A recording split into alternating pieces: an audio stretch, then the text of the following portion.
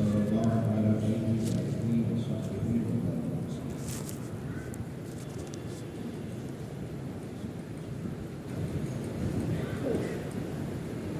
نماز جنازہ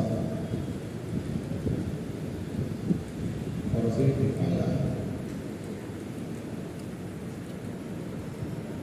فرض کفایہ کا مطلب یہ ہوتا ہے کہ اگر چند لوگوں نے بھی پڑھ دیا تو سب قریب ذمہ ہو گئے، اور اگر نہیں پڑھا، کسی نے بھی نہیں پڑھا نماز جنازہ، تو جتنے محلے والے یا اس گاؤں والے یا اس قصبے والے سب گنہگار ہیں.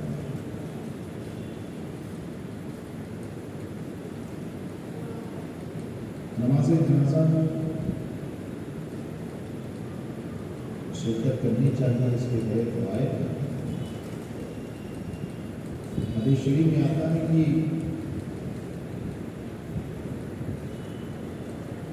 اگر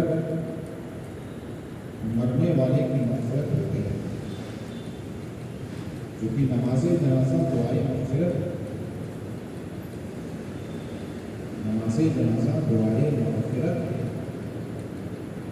جو کھڑے ہو کر نماز کی شکل میں گویا کہ میت کے لیے مغفرت کی دعا کرتے ہیں.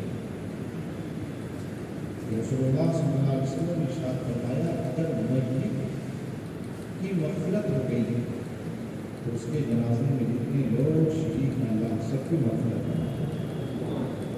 کتنا عظیم فائدہ کرنے والا جو مر رہا ہے اور صالح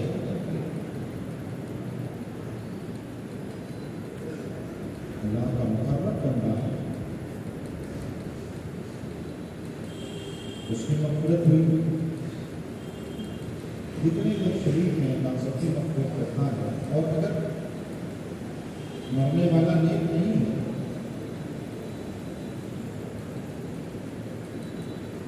تب بھی ہماری یہ ذمہ داری ہے کہ ہم اس کے لیے دعائیں مغفرت کریں.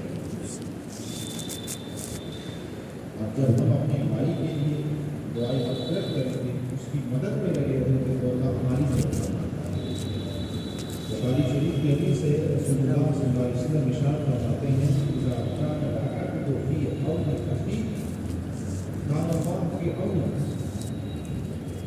کہ جب بندہ اپنے بھائی کی مدد کرتا ہے تو اللہ تعالیٰ اس کی مدد کرتا ہے. ہم اس کی مدد کر رہے ہیں، اس کے لیے دعائیں مغفرت کر رہے ہیں، تو پھر اللہ تعالیٰ ہماری مدد کرنا ہے. ہماری مدد کرنا ہے پھر اللہ ہماری مغفرت کرنا ہے. نماز جنازہ میں دو باتیں فرض ہیں، دو باتیں نماز جنازہ میں فرض ہیں.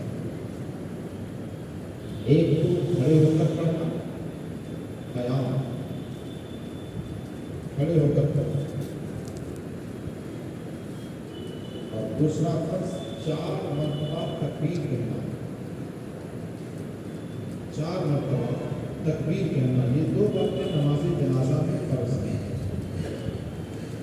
اب یہ پہلی تکبیر کے بعد ثنا پڑھنا یہ سنت، دوسری تکبیر کے بعد درود شریف پڑھنا سنت، تیسری تکبیر کے بعد میت کے لیے دعا پڑھنا یہ سنت.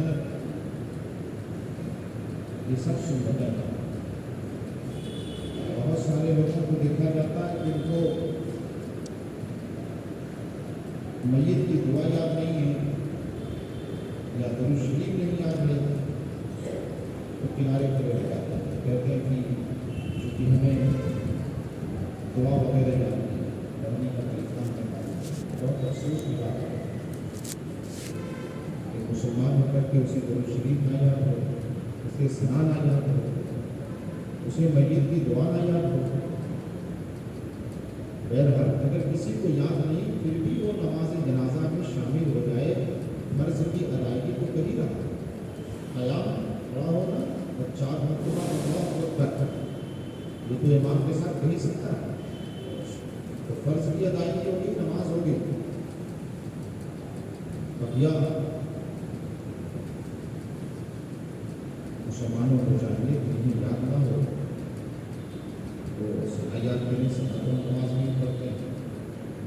درود ابراہیمی کی نماز میں ضرور پڑھی جاتی ہے, جنازے کی نماز میں بھی ضرور پڑھی جاتی ہے. بقیہ میت کے لیے دعا پڑھنا کوشش کریں, جنہیں یاد نہ ہو تھوڑا بڑا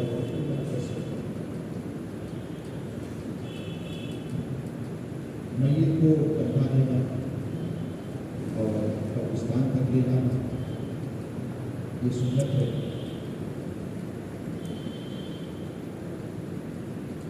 اور اس کی بھی بڑی فضیلت ہے. حدیث شریف میں آتا ہے جو میت کو کندھا دے کر 40 قدم چلا اللہ تعالیٰ اس کے 40 کبیرہ گناہوں سے 40 کبیرہ گناہ اس کے کتنی عظیم فضیلت ہے. قبرستان میں حاضر ہو تو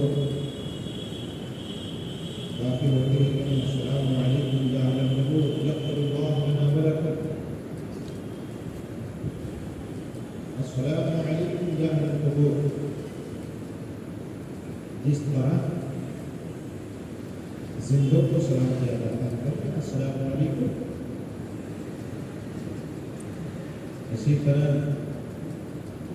رسول اللہ صلی اللہ علیہ وسلم نے مردوں کو بھی سلام کرنے کی تلقین کی اور بڑے پتے کی بات ہے. رسول اللہ صلی اللہ علیہ وسلم نے جو طریقہ سلام کرنے کا قبرستان میں سکھایا السلام علیکم یا اہل القبور, یا اہل القبور اے قبر والوں.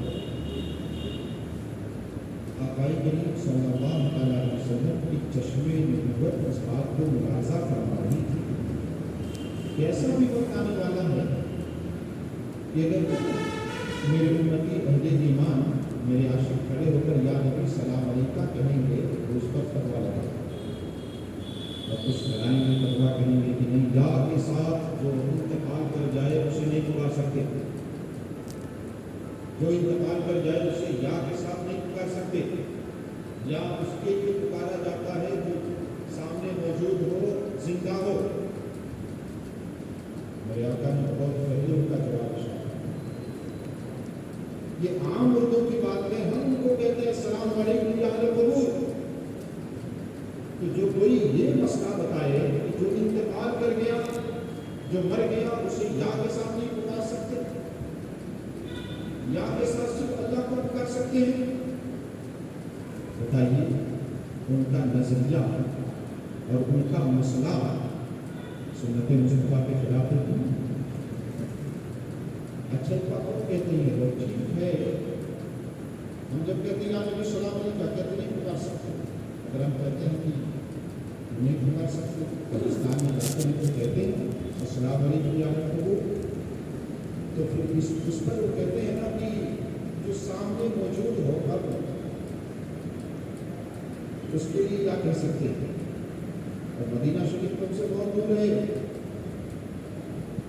وہاں کے لیے کیا نہیں کہتے جو سامنے موجود ہے. اچھا یہ بتائیے آپ قبرستان میں داخل ہوتے ہیں تو جو قبر نظر آتی ہے صرف اسی کو سلام کرتے ہیں.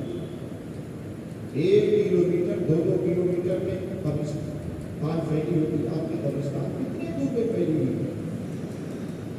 جب آپ داخل ہوئے تو کچھ قبریں ایسی ہیں جو آپ کے سامنے بھی ہیں, کچھ قبریں ایسی ہیں کہ بہت دور ہیں آپ سے, بہت دور آپ سے ہیں. تو رسول اللہ صلی اللہ علیہ وسلم نے یہ نہیں ارشاد فرمایا جو سامنے قبر ہے اسے کہا جائے گا السلام علیکم. مطلق ارشاد فرمایا قبر سامنے ہو یا قبر دور ہو اور تم کہو گے السلام علیکم یا اہل القبور, ان کو سلام پہنچتا ہے اور انہیں جواب بھی دیتے ہیں, انہیں جواب بھی دیتے ہیں.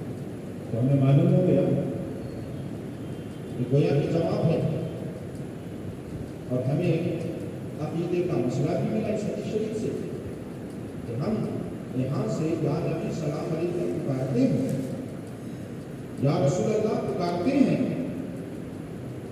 یا حبیب اللہ پکارتے ہیں بلا شبہ جائز ہے، اور بالکل یہ سنت مصطفیٰ حدیث مصطفیٰ کے مطابق اور موافق ہے، چونکہ اللہ کے رسول صلی اللہ علیہ وسلم نے اس کی تعریف فرمائی اور عام مردوں کے لیے تعریف فرمائی کہ ہم چاہیں تو کہیں السلام علیکم یا علی قبول تو میرے آقا کی شان کو بہت ہے، سب سے اللہ تعالیٰ یہ سب سے بڑا پاکستان جائیں تو السلام علیکم یا اہل القبور یغفر اللہ لکم۔ سلام کن کو کیا جاتا ہے؟ جو سنیں، سلام اس کو کیا جاتا ہے جو سنیں۔ اگر مردے سنتے نا تو رسول اللہ صلی اللہ علیہ وسلم سلام کرنے کا تو اشارہ کرنا تھا، کیوں اشارہ کرنا؟ اس سے بھی مسئلہ معلوم ہو گیا کہ مردے بھی سنتے ہیں، ان کی روحیں سنتی ہیں، تبھی تو جس طرح زندوں کو سلام کرنے کا حکم ہے اسی طرح لوگوں کو بھی سلام سوال ہوگا کہ جو سنتی ہیں، یہاں تک کہ میرے آقا صلی اللہ علیہ وسلم نے ارشاد فرمایا کہ جب تم دفن کر کے چلتے ہو تو وہ مردے تمہارے جوتوں کی آواز بھی سنتے ہیں، تمہارے جوتوں کی بھی آواز سنتے ہیں، تو جب عام مردے سنتے ہیں تو میرے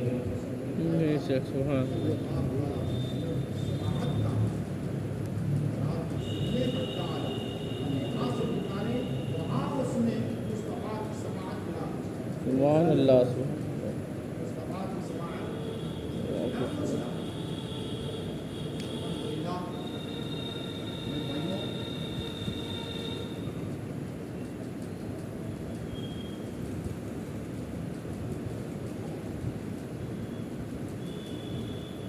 ہم لوگوں کے پاس جو عقائد ہیں، جو ہمارا ایمان ہے، ایسا نہیں کہ وہ ہوائی باتیں ہیں، الحمدللہ ہمارے عقیدے، ہمارا ایمان، ہمارا سنت کی روشنی ہے، الحمدللہ رب العالمین۔ اس لیے بالکل اس اشتباہ میں نہ رہیں اور کوئی آپ کو ان کی عبادت ہے کہ رسول اللہ نہیں کر سکتے یا حبیب اللہ نہیں کر سکتے، بالکل غلط نہیں بات ہے، بالکل قرآن و سنت کا خلاف ہے۔ اللہ تبارک و تعالیٰ ہم سب عقائد اہل سنت پر قائم و قائم رکھے اور اللہ تعالیٰ ہم سب کو